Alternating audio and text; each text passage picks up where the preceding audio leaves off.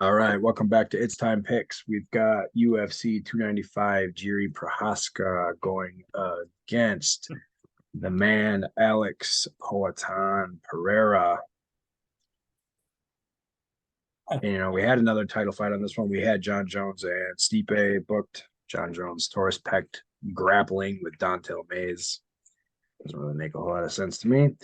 But we actually get a better fight anyways. We get Sergey Pavlovich and Tom Aspinall fighting for the vacant title. It's not even a And vacant. It's like a freaking interim interim, bullshit.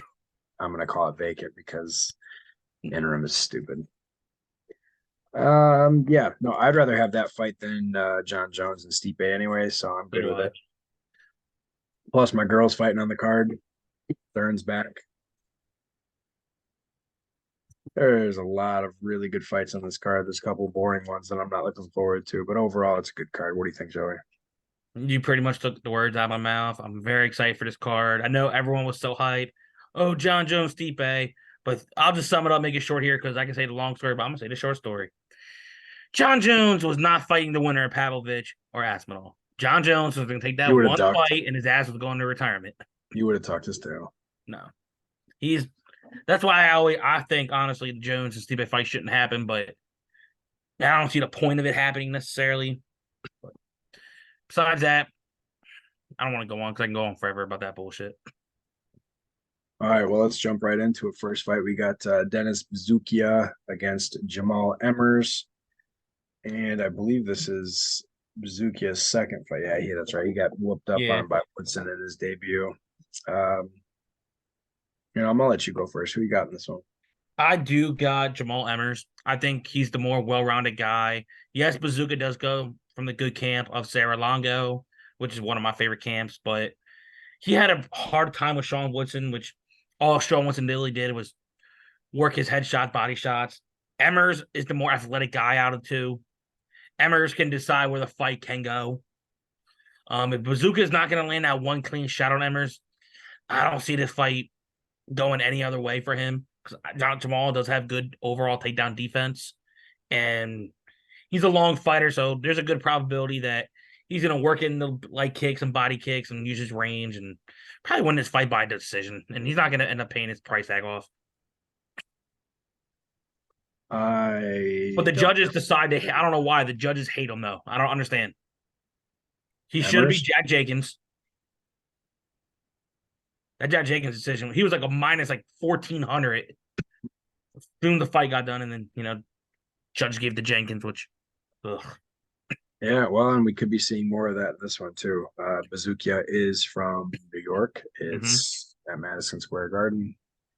So you could run into that as well here, especially if Emmers decides just to strike with him for 15 minutes, which does slightly worry me. If Emmers takes this to the mat, he should have advantage all day. But yeah, I've got Emmers as well.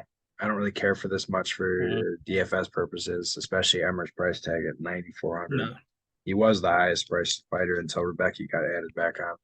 But yeah, overall, not a fight that I really want to target unless I'm going to go with Bazukio. Might throw one or two on him just in case, especially because you never know with the judges anymore. I'm so tired of yeah, them. All right, both of us going with the favorite in Jamal Emmers. Next up, we've got Joshua Van against Kevin Borjas. I had to dig in for Borjas a little bit. He's a pure striker, all power, and he's definitely got some good hands. That said, he hasn't really fought a whole lot of talent. Joshua Van worries me a little bit. He does have good striking himself. He's much better on the mat and will have an advantage there. Um,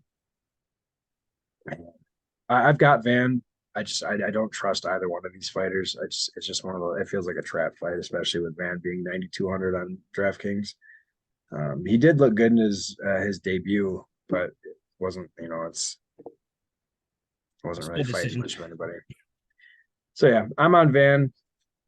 It's not really something I'm super confident in though.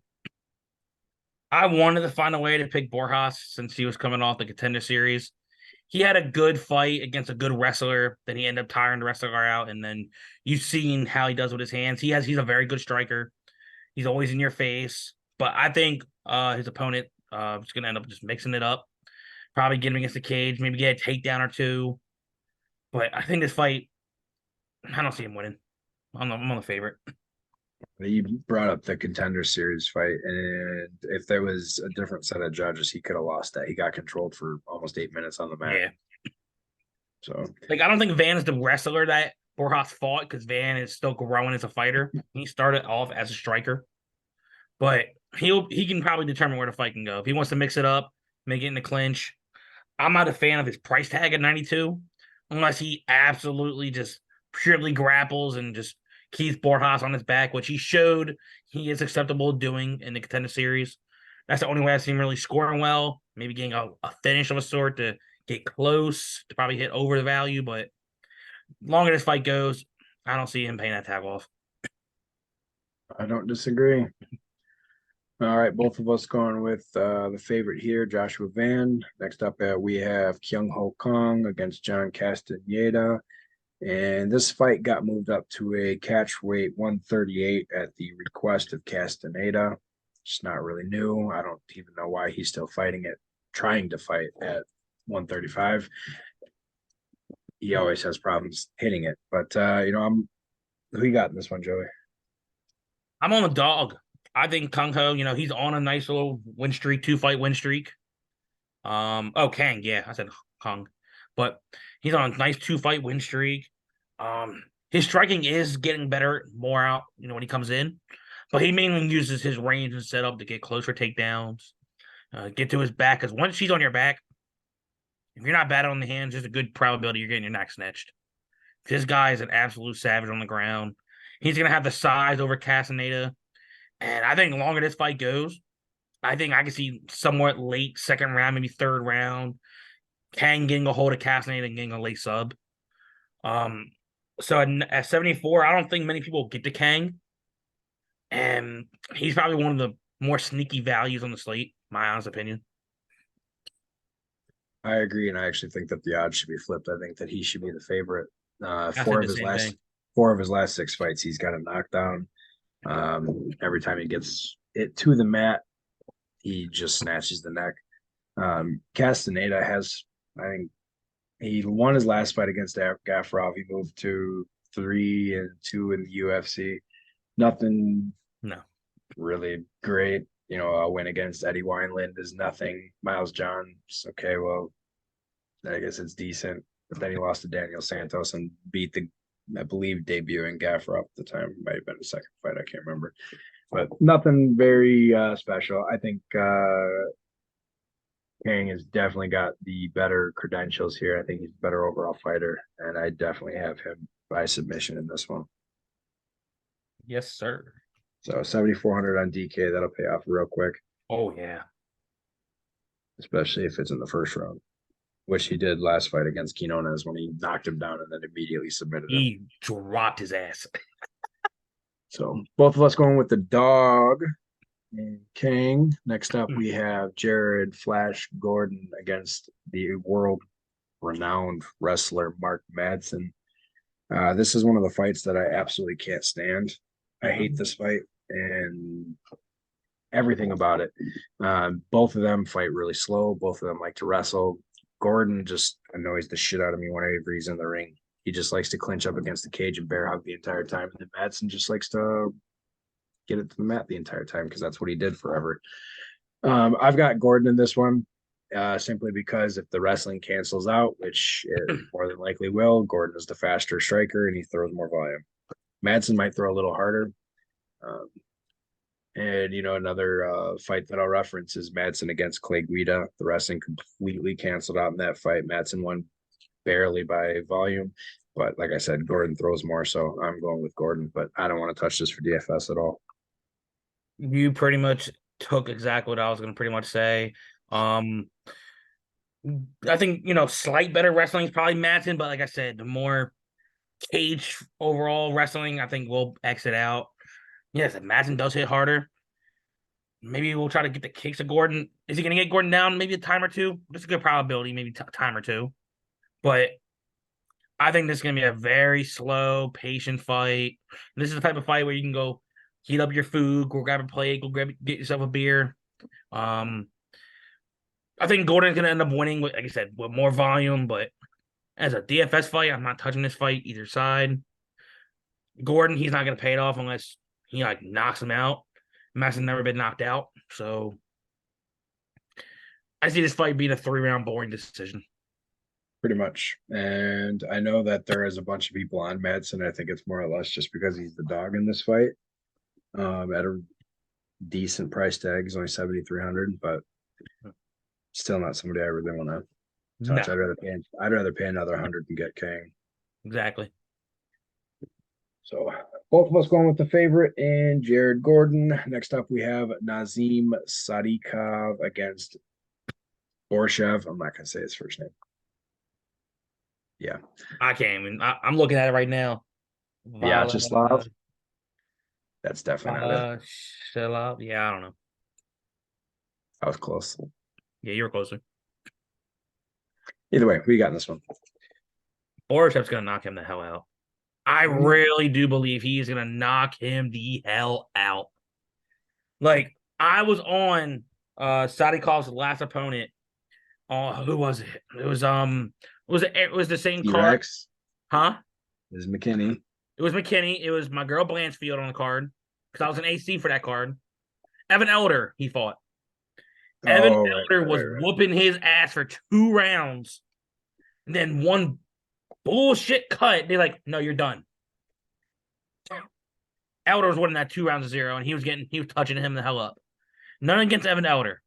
If you're getting touched up by Evan Elder, Borshev's gonna eat your ass alive if you're not able to get him down to the ground. And from what I've seen from Savikov, does he have wrestling? He does have wrestling. But does he really want to use his wrestling? No.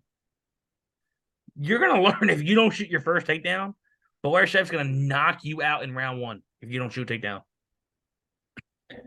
Borshev's my favorite dog on the card. I don't disagree. I do have Sadikov because Borshev's takedown defense is absolutely atrocious. But at least he's working with the guys. He had a good camp with Faber's camp. He's getting the wrestling routes in, but I don't think it matters, man. Casey took him down 11 times. Mike Davis took him down 9 times. And Mike Davis got a wrestling background. I did say in my article that if Sadikov tries to strike with him, he is going to get laid out and quickly. But he's got to know. You think that his corner is telling him the entire time, get that takedown or he's going to get knocked out. So that's the way that I went. And it is one of those fights where if Sadikov does do that and he just wrestles the whole time, you could see him score 120 just with gained takedowns. But I do think it is a fight to target for DFS because both guys have a path to a massive score. Yes, sir. Although at the same time, if Borshev, goes into the 3rd round and doesn't get the knockout till then, he's not going to have enough strikes to pay off much at 77. But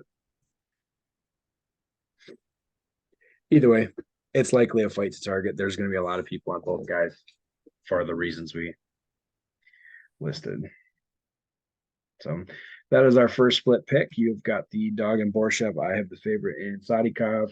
Next up, we have the replacement fighter, Roosevelt Roberts, who is coming back from the Tough series, going against Matus Rebecki. And I don't have a whole lot to say about this fight. Roosevelt still sucks. I don't care what anybody says. There's a reason he was cut in the first place. And Rebecki is going to absolutely maul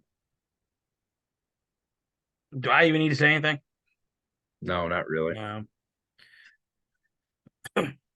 Even at 9,600, he can pay off that tag. Dude, he's the first person I'm getting to in every sort of any type of contest. Yeah, this should end in the first round. Rebecki should just absolutely mollywop him. Manhand him.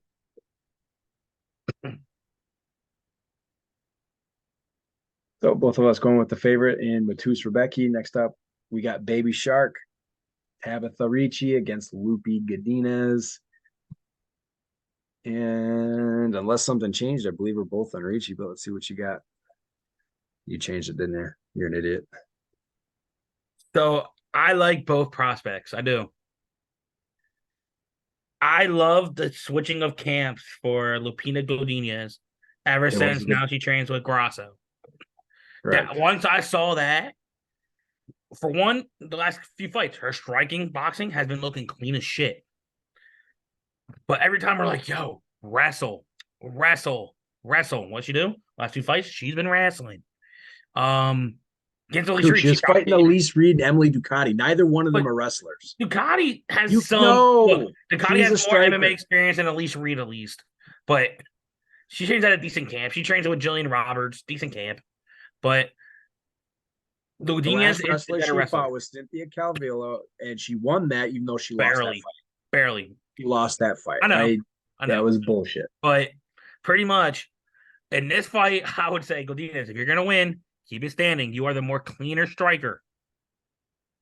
She's the more cleaner striker out of the two. But at some point, will their grounds be going to the ground? More than likely. We'll see. I I'm going Godinez mainly because like she's training with some good fighters now. I just like that whole camp. I love the Grasso camp. They've all been looking good. And we're gonna be talking about another fighter from that camp very soon. Yeah, I am on Baby Shark again. Fifth fight in a row. No, I mean you look at the path that she's had. Maria Oliveira, striker, not the greatest fighter. Okay, whatever. Polyana Viana, great fighter, and she continues to show why she's got power in her hands and an excellent grappling game. Jessica Penne, okay, Jessica Penne is 1,000 years old, whatever. But then she came out and beat the one of the best grapplers in the division in Jillian Robertson, and she did it pretty Handily. handily. And that was striking and on the mat. I don't think Lupita has a chance in hell in this fight. And I said it last time against Penne when she got that armbar. I'm calling another submission from Ricci.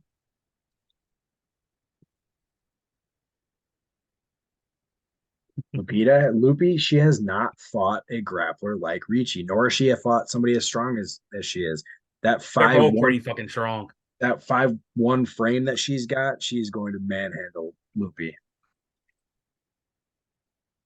So we're split on that one. We are split on that one. I'm shocked we're split on that one, but no, at least from me. You already knew who I was going with. No, I'm talking about for me. Well, so I've got the dog in Ricci. You have Yep. the favorite in Loopy. Next up, we have Steven Astro Boy Urseg That's the guy against that fought David Navarre. Alessandro Costa.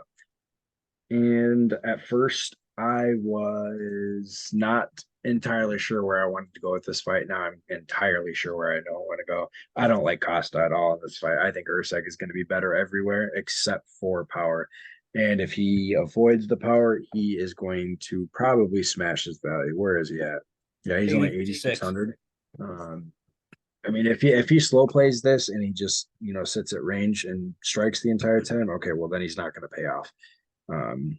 But I think that Costa is much worse than Dvorak. So I think Urseg just, I think he's going to have his way in this fight.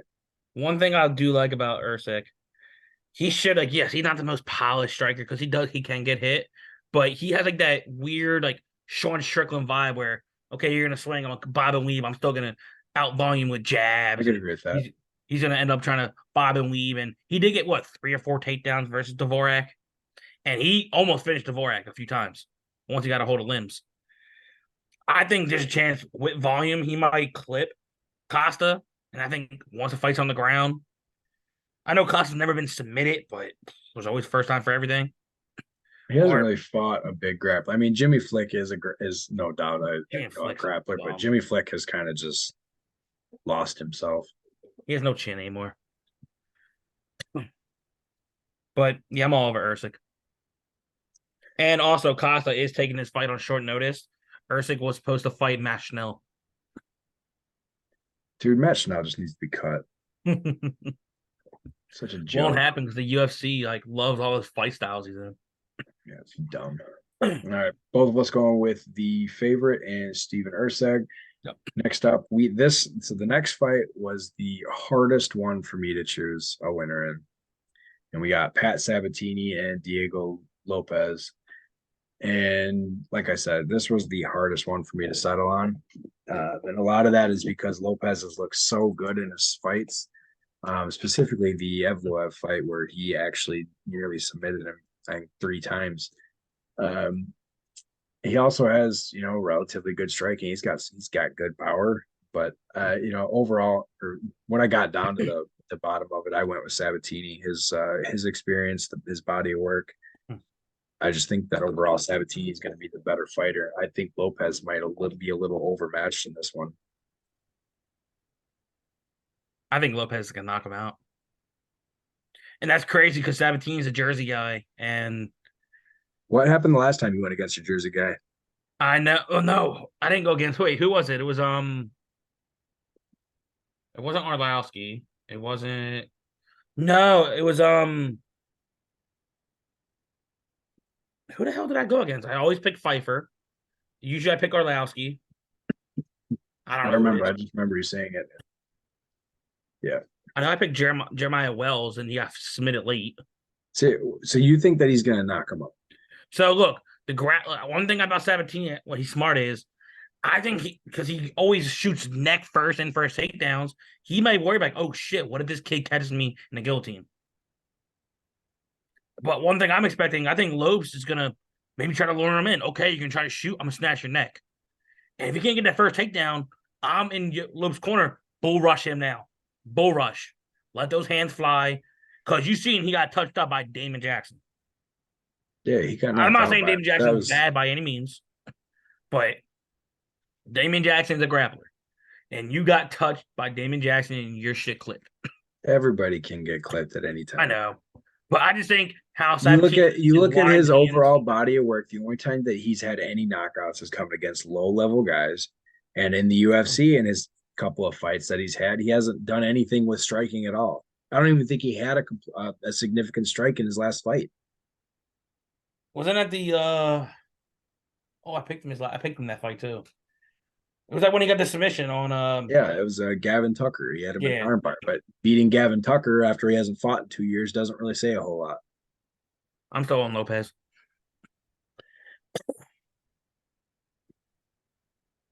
But this is one fight where how if you're on Sabatini, if you Sabatini can play safe, get some time of control, get multiple takedowns, which I think one takedown each round, 3 rounds, that's not gonna really give him close to paying off.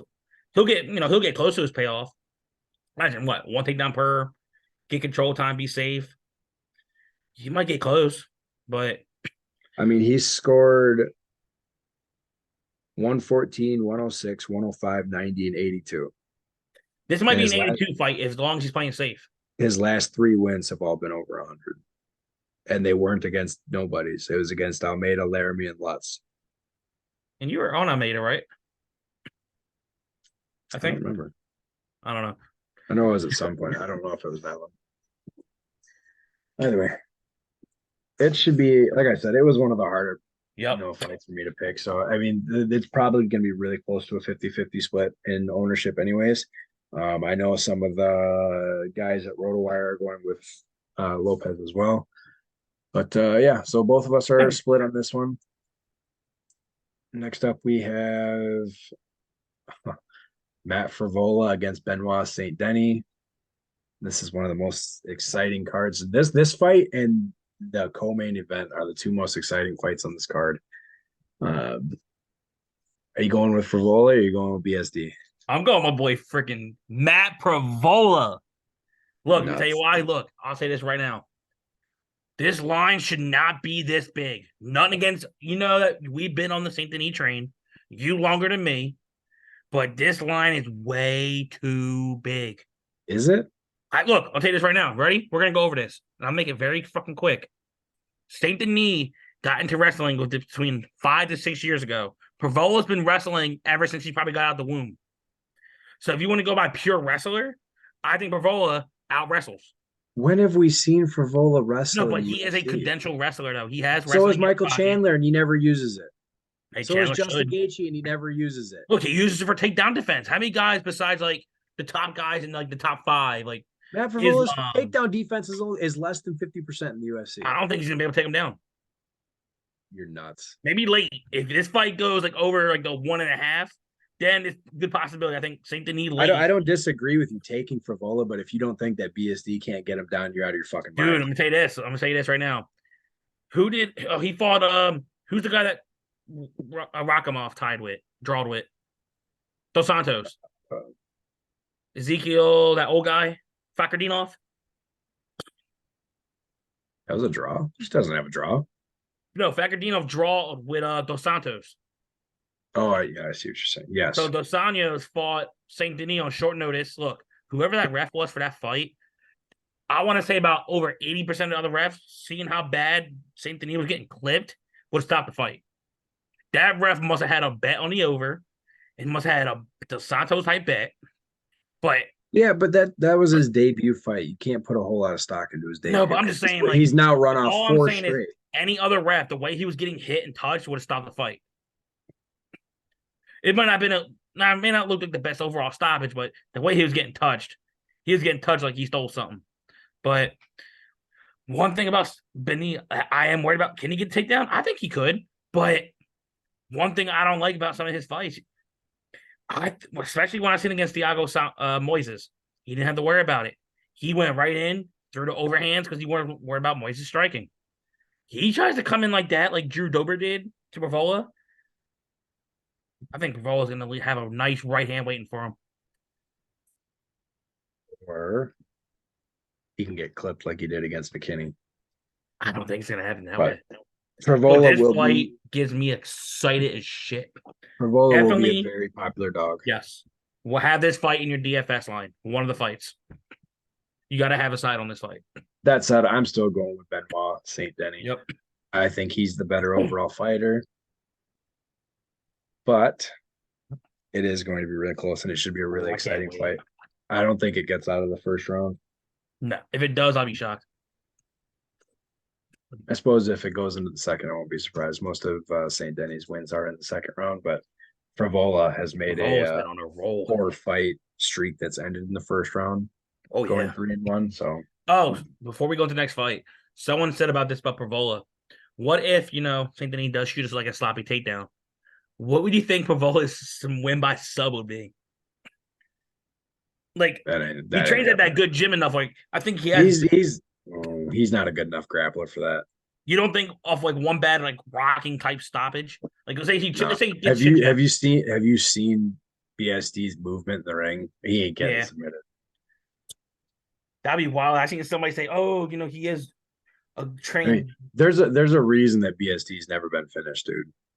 He should have been his debut though, but he wasn't. And even if you want to go back to that debut, that was 3 years ago now. Dos Santos throws twice the volume that Frivola does.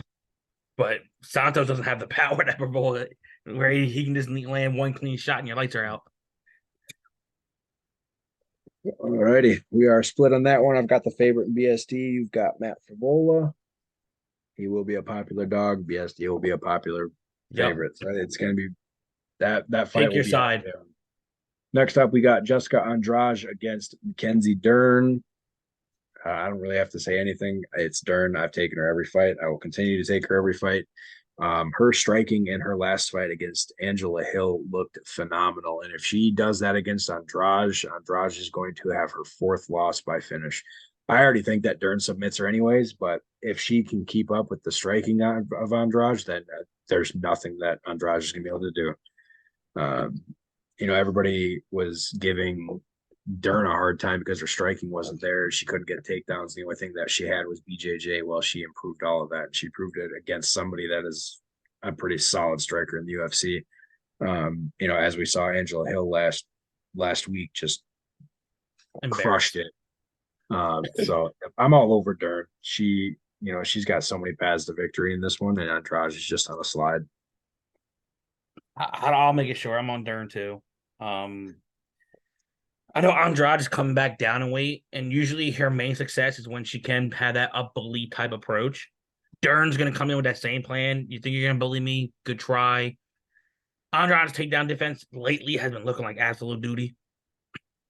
And I think the only way Andrade is going to try to win this fight, she's going to try to bull rush, which I think there's a chance with the upgrading striking Dern, she can catch her. Mhm. Boom, rock. Dern jumps the back, rear naked choke. But yeah, I think Dern wins this fight. Especially because Dern's been training at Black House with T City and all of them. Yep. I good luck. I just got to find a way like how I'm gonna put her in my line because like I I know it's want to, well, but like it's hard. I can build any way that I want to because of I've got two low dogs to begin with. Mm-hmm. But all right, both of us going with Mackenzie Dern. Next up, we have my opinion, the most exciting fight on the card. This is straight fireworks. Sergey Pavlovich and Tom Aspinall. Um, yeah, man. I've been saying it about both of them for as long as they've been fighting. More so against with Pavlovich because I've been on Pavlovich since day one. I have pretty much called every single one of his fights, and I am once again on Pavlovich. I absolutely think that reach advantage that he has is just it's a problem for everybody. We saw Bam Bam had a problem getting into the pocket. He just died immediately. Blades had a problem getting in. Lewis had a problem getting in. They all got knocked out in round one because of that reach advantage. And I think it's going to be the same thing here, especially if Tom Aspinall isn't 100%. He's also on short notice. This is not a guy you want to go against short notice. This should be over real quick.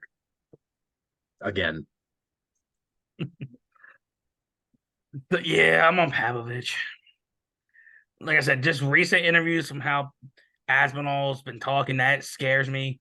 But I also told Drake, what was it, like maybe a couple days ago, about a dream I had that Aspinall's gonna try to get after close. you told me you were going to take Aspinall, yeah, Yeah, then I had a dream, and it scared the shit out of me that Aspinall landed a 1-2 that was decent, and he thought, okay, I got him, and he legit gets hit with a mean overhand and absolutely flatlines face first. Could it happen that way? Absolutely, it could. And if it does happen that way, we're making this as a clip, and I'm posting it somewhere. But I think Aspinall's gonna knock him the fuck out bad. Like I'm not even trying to go off my dream, but the way Aspinall's talking, short notice, that doesn't help. As you said, I took it as an opportunity. I know Pavlovich is the scariest guy in the division. He pretty much had no training camp for this fight either. yeah. That's the biggest piece of it right That's there. one of the red flags. I'm like, yeah. But DFS, this is your 8,000, 8,200 fight. I actually kind of shocked that Pavlovich wasn't a bigger dog, not a bigger favorite in this fight, especially with the short notice, and he was trained to be a backup fighter. But I think Pavlovich is gonna flatline him bad. I hope Yep. I'm wrong, but at the same time, I hope I'm right.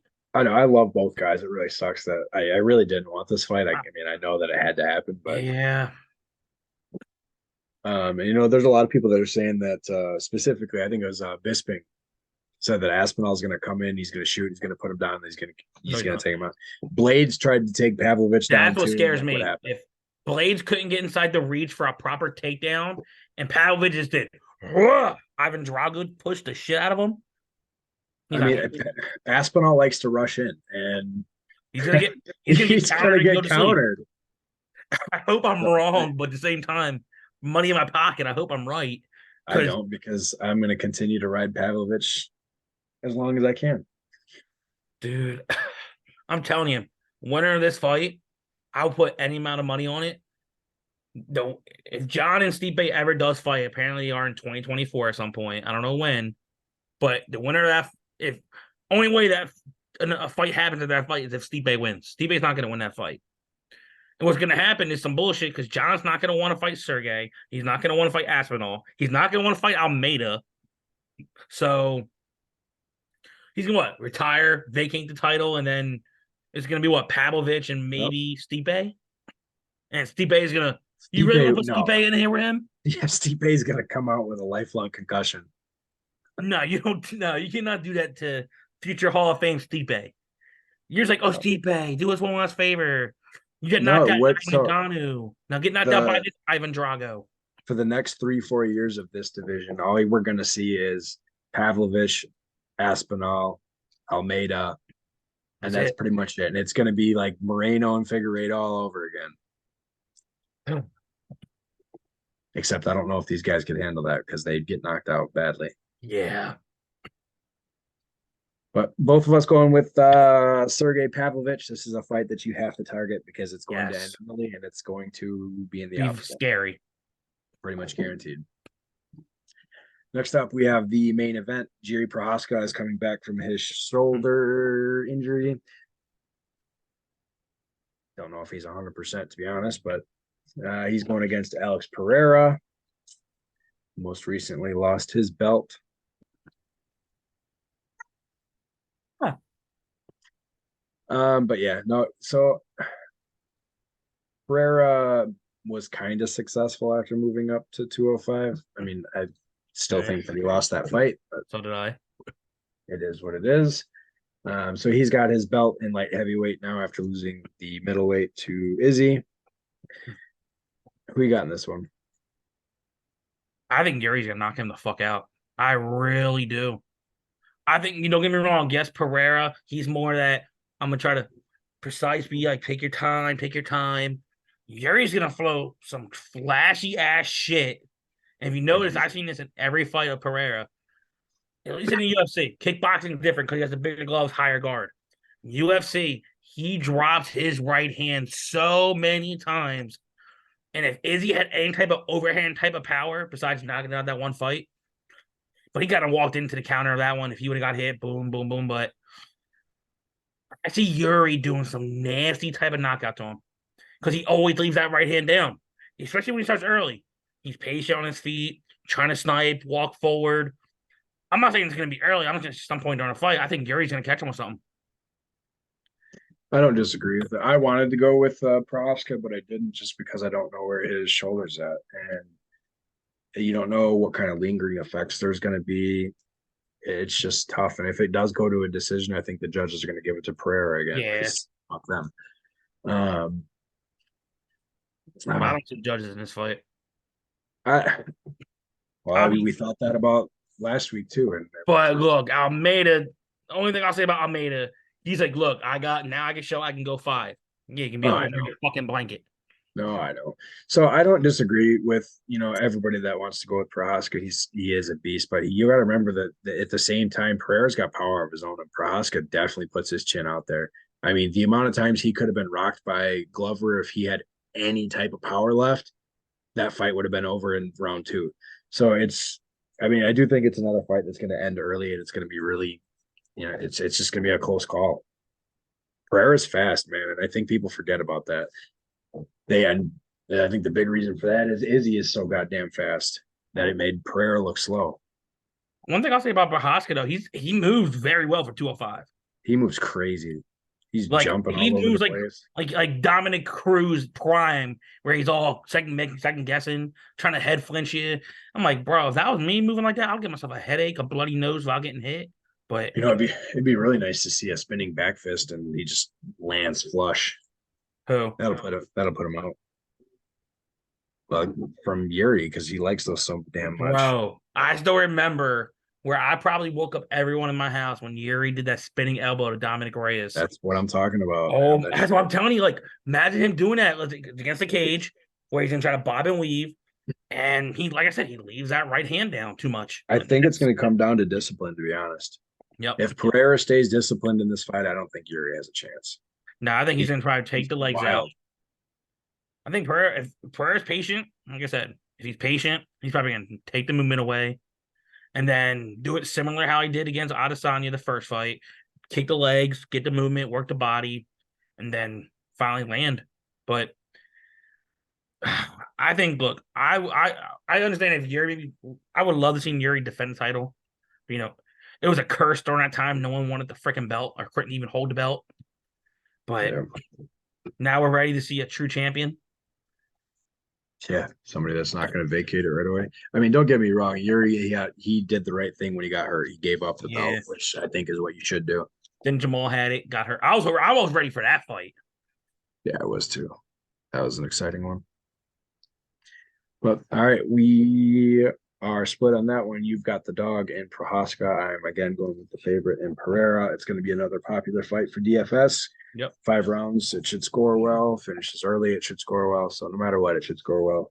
Specifically if Yuri is the one that wins. But overall on this card, there's a lot of value.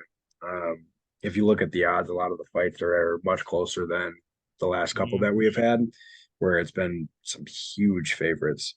Um, Rebecca is easily the biggest favorite on the card. He should be a Well lock deserved. every. Yeah, so he should be a Any lock contest that you're everywhere. playing, put him in.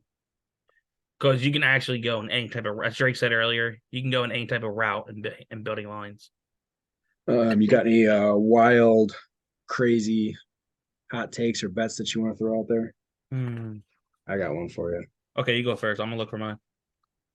I got both Ricci and Dern by submission together. Imagine the odds for that. You know what? Honestly, you're gonna have to tell me that because I may actually sprinkle that together, and if it hits, I'll send you money too for giving it out. I don't know what the odds are gonna be because I haven't even seen Rebecca's line out anywhere. I just know he's a big favorite. If you want to do like a chalk two leg, it's probably not gonna be plus money unless you add another fighter into it. You can go Rebecca and Jamal Emmers. I think he's gonna win. You're probably gonna get like low I minus. think I think putting Emmers in any type of parlay is a trap. Think so? Yeah, because they're fighting in New York. I hate the whole hometown judge bullshit. Oh, dude, imagine if you had the balls to do this, right? You said Richie Dern, right? What if you added Kang to it? A three-way submission bet. Hell yeah. Bro, I may put like $10. You know what? I did pick Kang to win. Hmm. I think if Kang's gonna win, it's either gonna be sub or decision. Has to All be right. that. Well, let's wrap this up. You got anything? Boris, you have to win by knockout. That's fair. All right. Well, that wraps up UFC 295. This should be a hell of a card. And I don't remember what is next week, if Oh, anything. it's Arnold I know Allen there's and Paul Craig. I know there's a big break coming up. I think it's in a few weeks though. Didn't they just have a damn break? After 296, I think there's a 3 or 4 week break. No, that was only a week. Jesus, stop going on these big breaks. All right, yeah. So next week is Allen versus Craig. That's gonna be a boring ass Grappling. fight. Or either Art Allen Uh, knocks him out or Paul Craig just pulls rubber guard off his back I and don't, tells him I, to I keep don't, in. I don't want to see Craig fight again. But anyways, that wraps this card. As always, we appreciate you watching, and we will catch you next week.